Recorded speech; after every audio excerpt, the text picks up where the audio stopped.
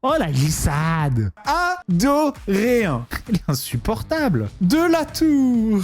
Qu'est-ce que c'est que cette ambiance là? Donc qu'est-ce qui se passe là? Ouh. Ça va les cassos? Ça c'est complètement problématique. Tout le monde se calme là. Ouais alors là quand même doucement. C'est la moitié du testament. C'est la défense de tous les agresseurs sexuels. Le dernier rapport entre Nicolo et Vivi datait de... Oh ce qu'on va se mettre.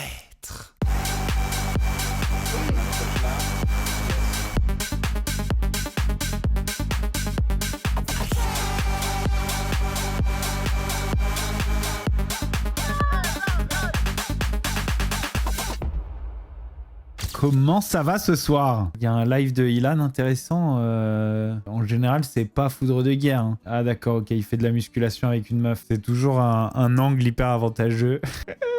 Il est aussi gênant que le père de Dylan Thierry. Qui est le plus gênant entre lui, le père de Dylan, Antoine Goretti et Patrick? Merci d'avoir fait une sélection aussi exhaustive. Un jour, on pourrait faire les awards du cringe. Les gênants awards avec leurs meilleures vidéos et puis on vote et tout. Non, il est pas chez Basic Fit là. Hein. Je crois qu'il est chez lui dans sa propre salle de sport. La salle de sport Prover Fit, ça s'appelle. Il s'est fait construire une salle de sport dans son garage avec aussi un tatami de jiu-jitsu / MMA qu'il a pu rentabiliser depuis de belles manières. C'est vrai que toute cette histoire s'est un peu terminée en queue de poisson. Il y a eu finalement un combat qui lui a été volé lamentablement parce qu'il a pris un doigt dans l'œil et un deuxième combat qui lui a été volé parce que tout le monde, même dans les gradins, même les téléspectateurs, même l'organisation, tout le monde avait pris de la drogue.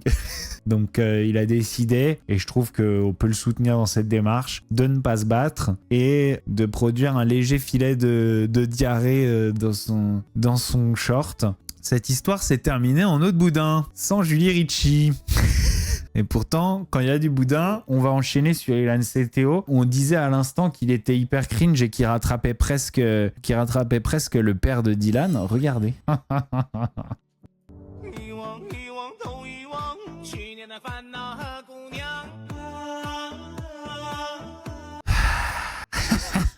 Que dire? Eux, c'est les dignes héritiers du père de Dylan Thierry. Hein. C'est les dignes héritiers. Version version juive. C'est les héritiers du père de Dylan Thierry, version fudge. Ils font ce TikTok pour recevoir des DM, pour pouvoir montrer leur sexe à des jeunes femmes. Hein. C'est une annonce promotionnelle. Hein. Isabeau de la Tour. Ça faisait longtemps qu'on n'avait pas parlé d'Isabeau de la Tour. Vidéo d'une fille sur TikTok, Clara sans lactose, qui disait aux gens, genre, qui tombe amoureux en 2 mois? Genre, oh, qui tombe amoureux en 2 mois? Et je suis grave d'accord avec elle. Parce que moi, genre, il me faut 3-4 minutes, quoi. 3-4 minutes. Moi, il me faut 3-4 minutes et un sac Chanel. Et toi?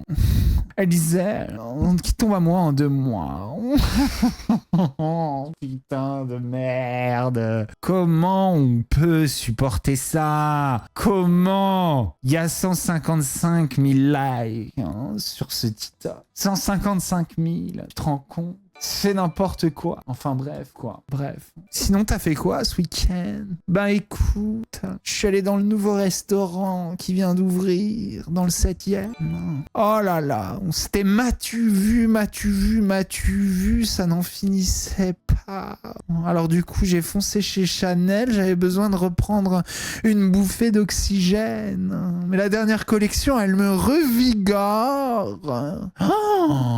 Elle me revigore. La dernière collection Chanel. Oh là là. Oh là là. Et puis après, je me suis mis sur mon tel et j'ai parlé un petit peu avec mes followers. Je les aime jusqu'aux étoiles. Non, gros dimanche. Elle est insupportable. Qui peut accepter ça? Vous trouvez ça cool de parler comme ça? Cette minauderie, cette attitude-là, comme ça. Très noble, très de la tour. J'étais avec Brigitte.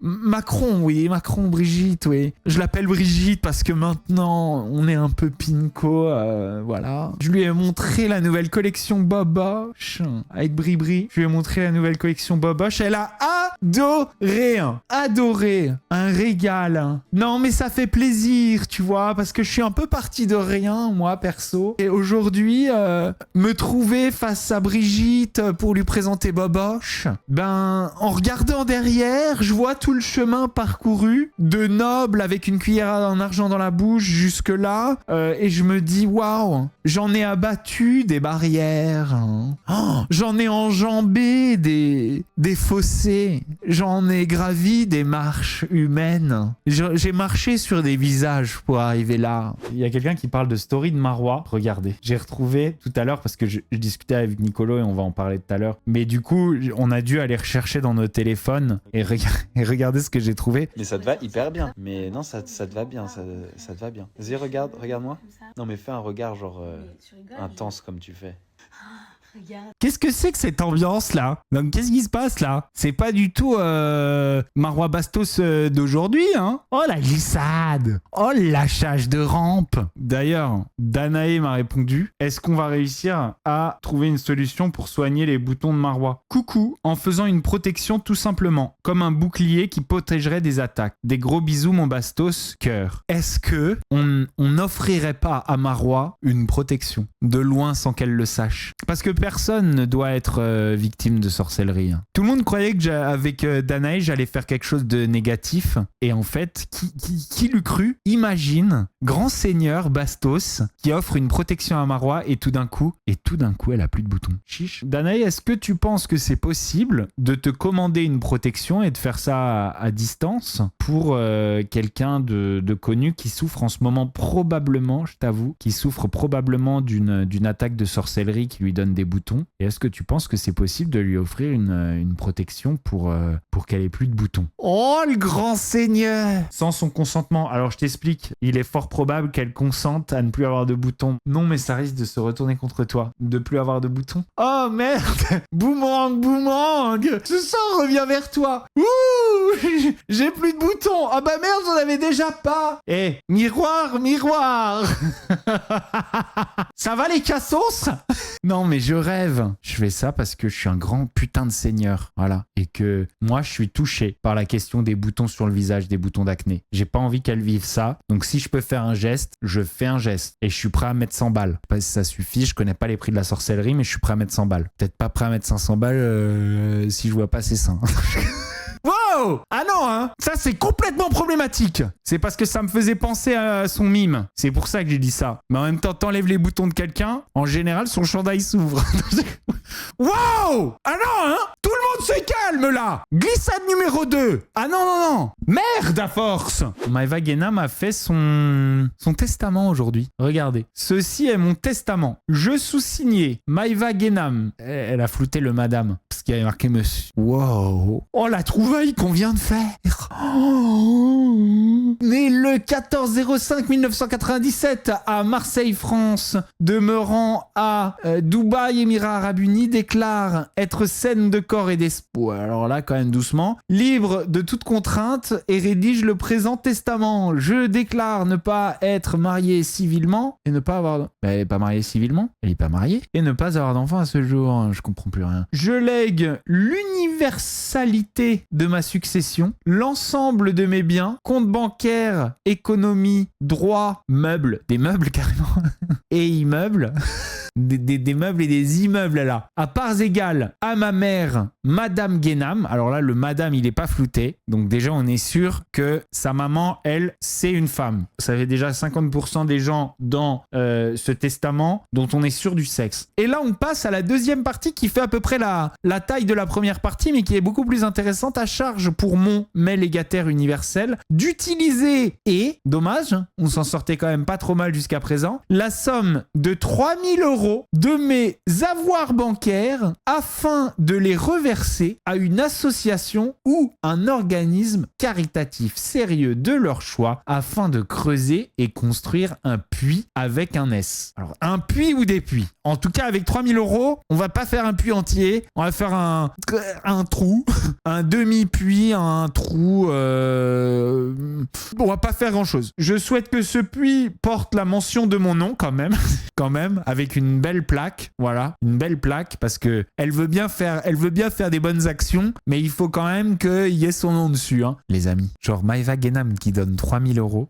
Il y a pas assez pour un puits entier, mais surtout, c'est comme si moi, je faisais mon testament et que je disais à mes enfants nés ou à naître, je confère la mission d'utiliser à bon escient dans une association caritative la coquette somme de 33 centimes pour creuser ce qu'ils veulent, un château de sable ou pour creuser avec leurs mains aussi profond qu'ils voudront pour faire une petite piscine.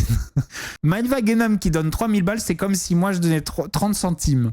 C'est exactement ça. Et elle fait un paragraphe entier. Hein. C'est la moitié du testament. T'as pas envie de lâcher un petit 10K, quoi, au moins, histoire qu'on puisse faire un puits entier, quoi. Parce que rien que la plaque, j'ai peur que ça coûte déjà un petit 1000 € pour la plaque en marbre, pour aller avec ta salle de bain. Et puis derrière, il reste 2000 pour le puits. On va pas creuser profond. Hein. On attaque avec Nicolo, tiens. Je l'ai eu au téléphone aujourd'hui et du coup, j'avais quelques questions à lui poser vis-à-vis de cette histoire de Vivi. La première, c'est quand a été la dernière fois qu'il a couché avec Vivi. Bastos, indiscret. Et la deuxième question, encore plus intime, c'était est-ce que eux deux, s'ils avaient des relations sexuelles, est-ce qu'ils se protégeaient et est-ce que Vivi utilisait un moyen de contraception ou est-ce que Nicolo utilisait un moyen de contraception? Comment procédait-il pour s'accoupler? Quel était le processus, la préparation? Quelles étaient les positions les plus pratiquées? Qui était dessus? Qui était en dessous? Du coup, j'ai eu les réponses à mes questions. La première, le dernier rapport sexuel entre Nicolo et Vivi avant le mien datait de 9 jours avant. Là, vous allez me dire, 9 jours avant, est-ce que c'est possible, ça fait un peu plus d'une semaine, est-ce que c'est possible que la gynéco, elle sache entre lui et moi pour 9 jours? Maintenant, attention, écoutez cette deuxième, la réponse à cette seconde question. Donc là, on peut avoir, allez, disons, on peut avoir un petit peu d'incertitude, ok? Maintenant, écoutez cette seconde question. La seconde question, c'est est-ce qu'il se protégeait? Et donc, Vivi ne prenait pas la pilule et Nicolo se retirait. Mais donc, pendant les 8 mois où ils ont été en couple, Vivi ne prenait pas la pilule, alors que moi, quand j'étais avec elle, elle prenait la pilule et je me retirais. Mais là, en l'occurrence, eux deux, il n'y avait pas de protection et ils se retiraient et elle est jamais tombée enceinte. Ça voudrait dire elle serait jamais tombée enceinte pendant 8 mois et au bout de 8 mois, le dernier jour où ils couchent ensemble, bam, les spermatozoïdes, ils campent 5 jours dans sa chatte et après, arrivederci, direction l'ovule, fécondazione et c'est parti, quoi. Eh, les gars, non, tu t'attends pas le dernier jour pour faire ça. Ça se fait hop. Maintenant, attention, hein, de toute façon, ça y est, on a compris, il y a une troisième personne. Hein. Il y a un troisième gars. Mais je crois que ces deux réponses écartent la possibilité de Nicolo, honnêtement. Maintenant, attention, ça n'écarte pas la possibilité que la troisième personne, et il y en a une, puisque c'est confirmé par le gros type là. Il a dit un rectangle et pas un triangle. Maintenant, comment on va trouver qui est l'autre gars? Écoutez, ça va être compliqué. Est-ce que je demande à Aquababe? Je peux demander à Aquababe. Hello Anis, comment ça va? J'enquête un petit peu. Il y a le podcast de Vivi sur son avortement qui m'a mis la puce à l'oreille sur certaines choses. Son amant / le mec de Anaïs semble dire que à l'époque où elle a trompé Nicolo avec moi, elle est tombée enceinte, il y avait Nicolo, il y avait moi avec qui elle a trompé Nicolo et il y aurait eu un autre gars. Cet autre gars, ça serait compatible pour que ce soit lui qui ait mis enceinte Vivi à l'époque. Et du coup, est-ce que tu aurais des traces d'une info comme quoi, à cette époque-là, à l'époque où Vivi a trompé Nicolas avec moi, d'un autre gars avec qui elle aurait pu être vue, avec qui elle aurait pu avoir une relation extra-conjugale, quoi, qui se serait partirée. Ouh, Chus Guinaldo qui dit Docteur Nevers, le dentiste. Pas mal. Je me rappelle de Docteur Nevers. Elle était tout le temps fourrée chez Docteur Nevers. Oui. Très habile. C'est forcément quelqu'un d'autre. Bastos, Nicolo et toi, vous vous retirez tout le temps. Or, elle a dit avoir la pilule du lendemain. Pourquoi la prendre si on se retire? C'est quelqu'un d'autre. D'ailleurs, je n'ai aucun souvenir de cette histoire de pilule du lendemain. Ça voudrait dire qu'elle l'aurait prise sans me le dire. J'ai l'impression qu'on s'est tous fait baiser dans cette histoire. Et puis elle aussi pour le coup. On enchaîne. Regardez cette vidéo. On parlait de Julie Ritchie dans le dernier stream. Eh bien, une fois n'est pas coutume. Regardez, ça continue. Julie Ritchie à l'époque de Secret Story avec Senna. Attendez. Bah j'ai dit au moins qu'on fasse, au moins il est honnête. Il y a personne qui dit rien là. Genre la meuf elle est en train de se débattre, mais de se débattre, et l'autre il est là en train de l'attraper, de la tenir.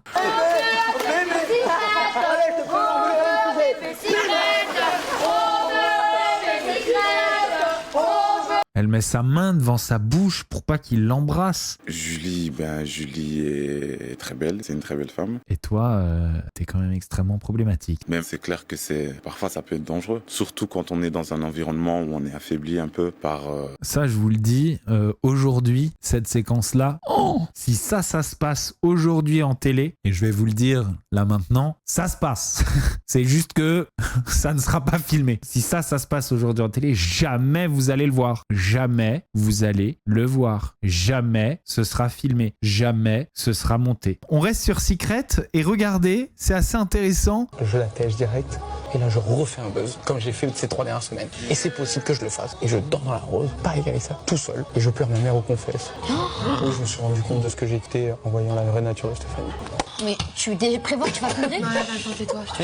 Quand je dis je pleure ma mère, c'est pas pleurer les yeux. Moi, je m'explique. Voilà, c'est la séquence dont j'avais besoin pour illustrer mon propos de la dernière fois, ok? Elle, manipulator. Qu'est-ce qui vous dit qu'il n'y a pas eu exactement Vincent Queijo en Marcel, full poil, genre des poils à perte de vue, comme As, en train de nous faire... Donc en fait, Marois t'envoie une mini pipe à rime sur l'âge de son mec. Elle réplique. Là, tous les deux, on envoie en même temps scud, bam, dommage collatéral, bam, tac, tac, on fait le buzz, ok, on fait le buzz, là, tu vas en live, non, tu fais des stories, tu lâches tout, et là, à mon tour, je vais en live et je confirme une chose après l'autre, tout ce que t'as dit, tac, tac,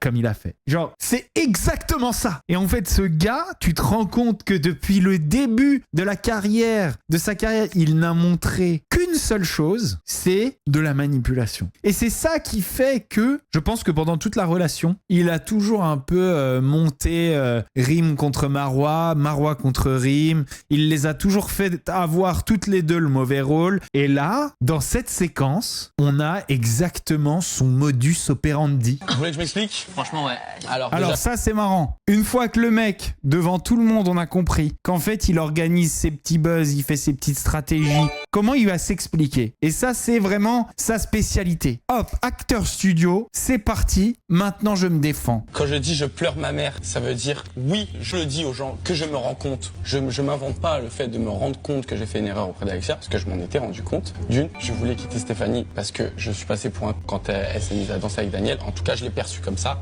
Maintenant, voilà, vous pouvez l'interpréter comme vous voulez. Moi, je parle de 3 semaines de buzz, Et ça, parce que vous n'avez pas vu les discussions d'avant.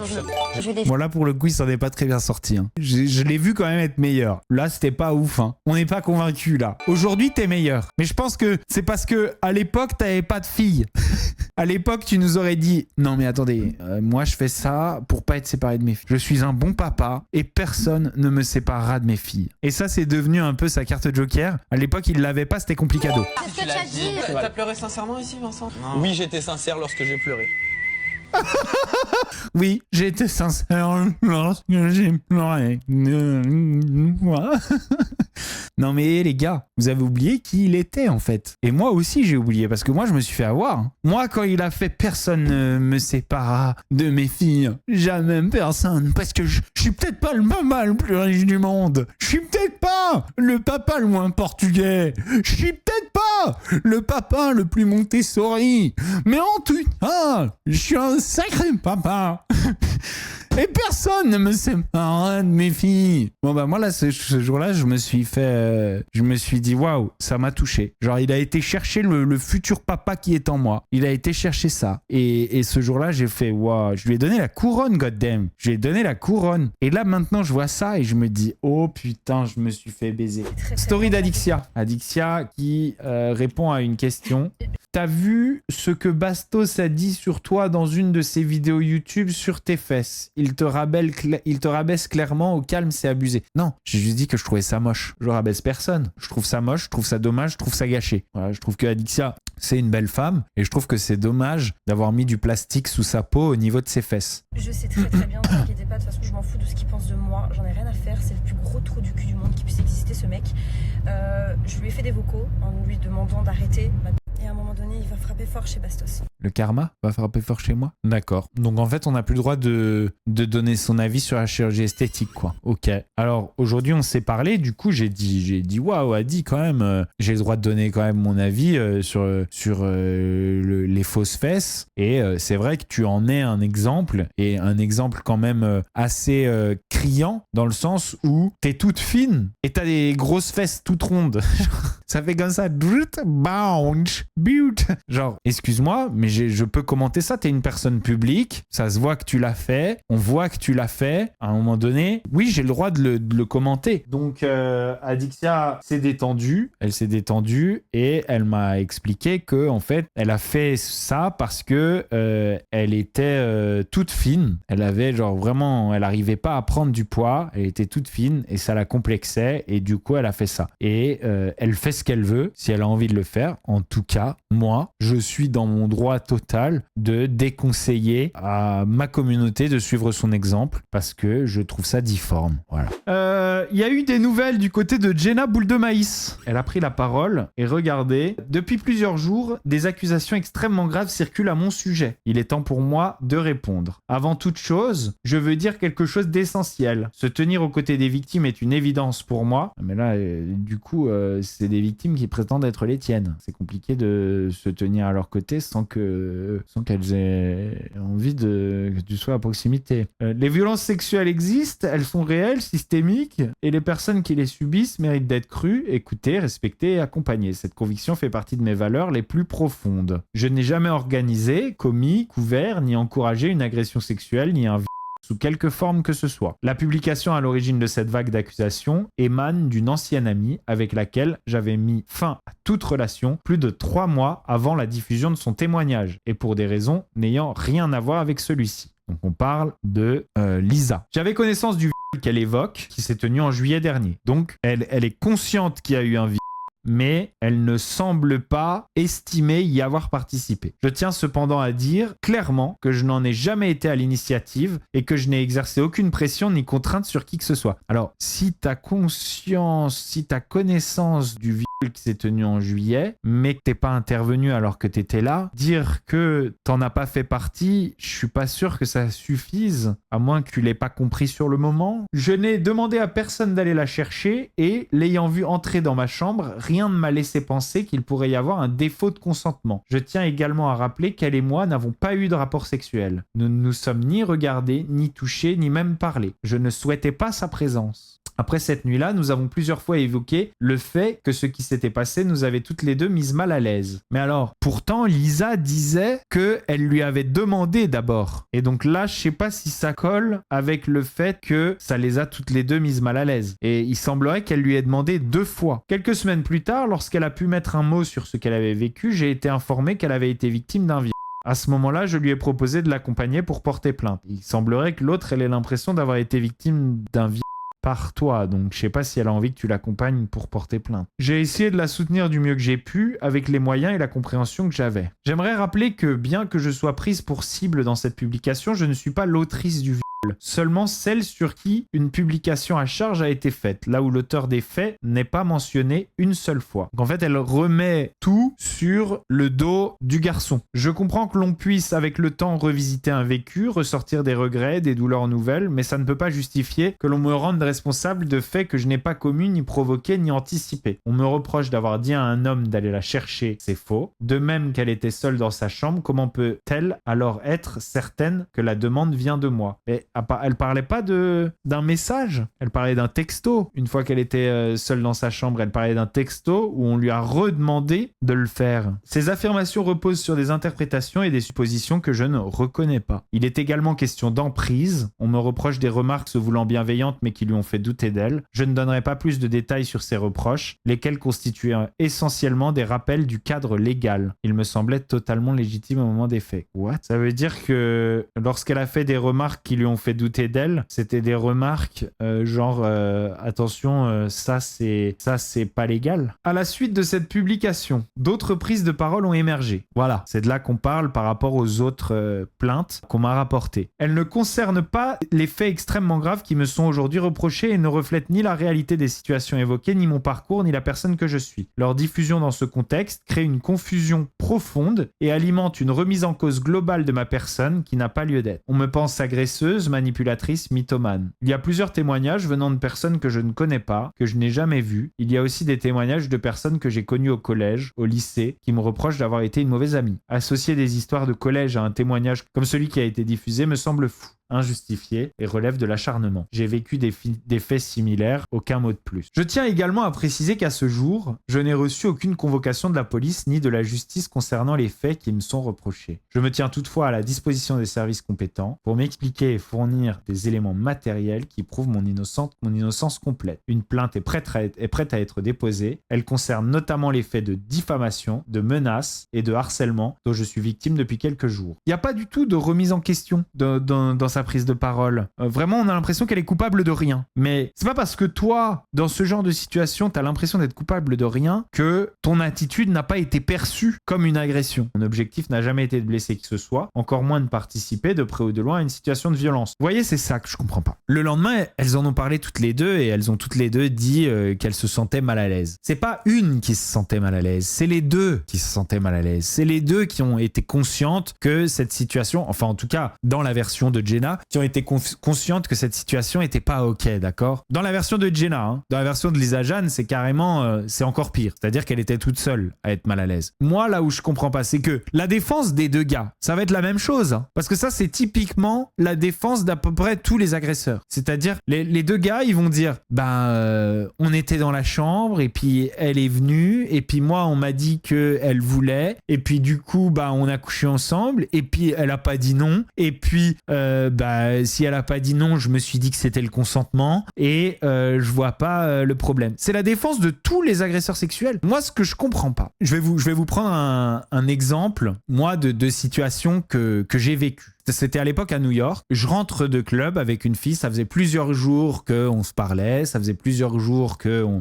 se taquinait, etc. Je rentre chez elle. On est tout seul chez elle. Déjà, pour moi, ça veut dire il faut être attentif à ce qui se passe. Elle est toute nue. On est tous les deux dans son lit. On s'embrasse et tout. Et à un moment, je sens un peu comme le vieux monsieur d'hier dans la vidéo de la Michto. Je sens que il y a un malaise. Il y a un truc qui va pas. Il y a un petit repoussement. Il y a une once de malaise. Rien qu'une once. Les gars, je me suis levé, j'ai tout arrêté, j'ai allumé la lumière, j'ai remis mon pantalon, je lui ai fait un bisou, je lui ai dit bonne nuit, faites beaux rêves, je comprends, s'il y a quelque chose qui va pas, machin, on s'arrête là, ciao, bonsoir. Et puis on en reparle une autre fois. Si quelqu'un a dit non et que tout d'un coup tu vois la personne dans la situation du oui, genre à quel moment tu poses pas la question à ta pote, t'es sûr? Parce que t'avais l'air plutôt décisive sur le nom juste avant. Elle est là pour moi la base du truc. Tu poses la question. Il y a une meuf qui a dit non 2 fois, c'est ta pote et toi ça te paraît normal de te retrouver en train de ken à ses côtés quoi. Peu importe ce qui est arrivé exactement, peu importe la vérité de chacun, ce qui est sûr c'est que c'est pas de la belle amitié là-dedans. C'est pas de la belle amitié et pour des gens qui sont censés être bien au courant des problématiques de consentement etc., je trouve pas ça très moderne comme comportement. Voilà. Et lorsqu'il y a plusieurs personnes, on s'assure que tout le monde va bien. Moi, il m'arrive rarement, hein, vous l'imaginerez bien, qu'on soit plus que 2. Non pas que ce soit dans mes mœurs. Eh bien, lorsqu'on est plus que 2, on s'assure que tout le monde va bien. Parce que c'est vrai que quand on est plus que 2, voilà, parfois on est un peu submergé, on sait plus où donner de la tête et puis on en oublie certaines personnes. Alors c'est pas mon genre. C'est pas mon genre. Je suis pas du genre à distribuer mon affection de manière inégale. J'aime les triangles équilatéraux collatéraux de l'amour. Eh bien, lorsque ça se passe, c'est vrai que parfois, on a un petit peu son attention sur la personne qui les fait vraiment vibrer. Eh bien, malgré l'attention qu'on porte à cette personne qui nous fait vraiment vibrer dans cet amas de corps qui s'enlacent, eh bien, on s'assure que les autres vont bien. Ça va, tu vois, tranquille, plein kiff, pleine bourre. Ça va, Michel? Dis donc, dis donc, Kejo, il te fait pas trop mal le pied du lit là? Parce qu'il me paraît un peu de travers. Dis donc, Kejo, ça pique pas un peu là le manche à balai? Il me paraît un peu contondant. Quand t'es spécialiste de ce genre de problématique, je comprends pas que tu ne sois pas passée maîtresse dans l'art du dialogue dans ce genre de situation, quoi. Voilà, je comprends pas. C'est tout pour cette vidéo. Si vous l'avez kiffé, vous mettez un petit pouce bleu, vous souscrivez à la chaîne, vous activez la petite cloche pour ne louper aucune des vidéos sur Bastos TV. Bon, moi je vous fais des gros bisous, même si vous méritez pas. Ciao, ciao. Oh, ce qu'on va se mettre. Merde à force. Oh, ce qu'on va se mettre.